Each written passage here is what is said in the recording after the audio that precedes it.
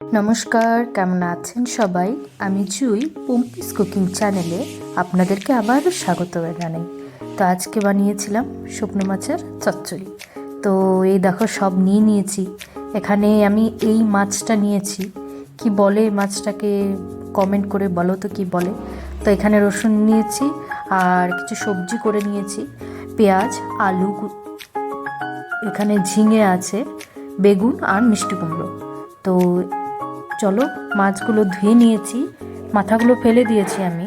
আর এখানে রসুন থেতো করে লঙ্কা নিয়ে নিয়েছি ফাটিয়ে। তো তার সাথে এখানে মাছে হলুদ লবণ মেখে নেব। আর পাশাপাশি আমি এখানে কড়াইও বসিয়ে দিলাম। তো কড়াইতে দিয়ে দিলাম সামান্য পরিমাণ তেল, তাতে প্রথমে মাছগুলো ভেজে নেব। তো এই দেখো দিয়ে দিয়েছি মাছগুলো কড়াইতে। তো এগুলোকে ভালো করে নাড়িয়ে পেতে দিয়ে ভেজে নেব হালকা মতো করে। বেশি ভাজলে মাছগুলো শক্ত হয়ে যেতে পারে, এখানে একদম অল্পই ভেজে নামিয়ে নিচ্ছি।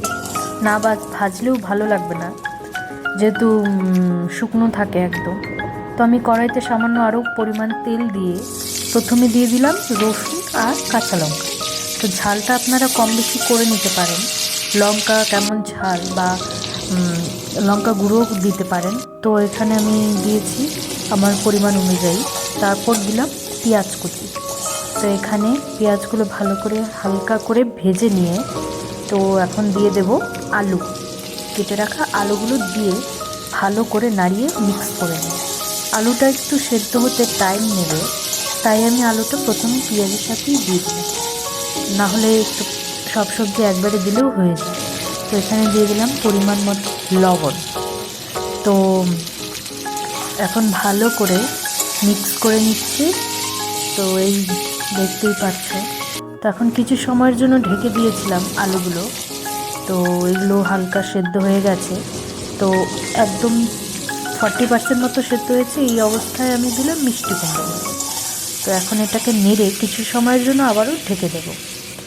তো আমার ভিডিও কেমন লাগে আপনাদের অবশ্যই কমেন্ট করে বলবে, আর একটা লাইক করে দেবে, আর বন্ধুদের সঙ্গে শেয়ার করে দেবে। এই দেখো আমার এই মিষ্টি কুমড়ো আলুগুলো বেশ হালকা সেদ্ধ হয়ে গেছে। তো এখন আমি দিয়ে দিচ্ছি কেটে রাখা বেগুন আর ঝিঙে। তো সবজিগুলো আপনারা চৌকো করেও কাটতে পারেন।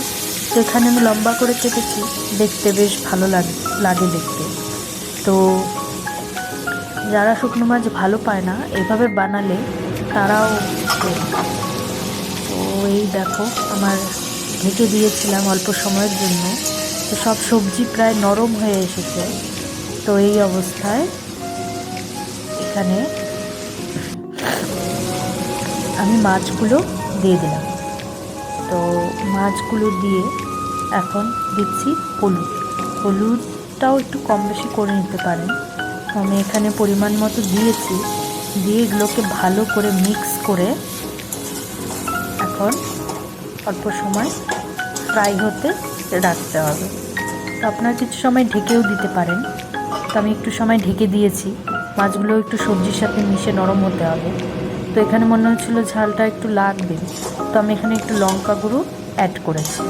তো সেটা অপশনাল একদমই, আপনারা লঙ্কাটা অবশ্যই কম বেশি করতে পারেন, আর গুঁড়ো লঙ্কাটা তো বাদও দিতে পারেন।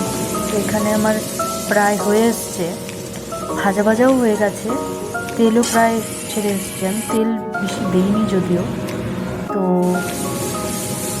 এই অবস্থা আমি একদম সামান্য পরিমাণ জল দিয়ে দিলাম।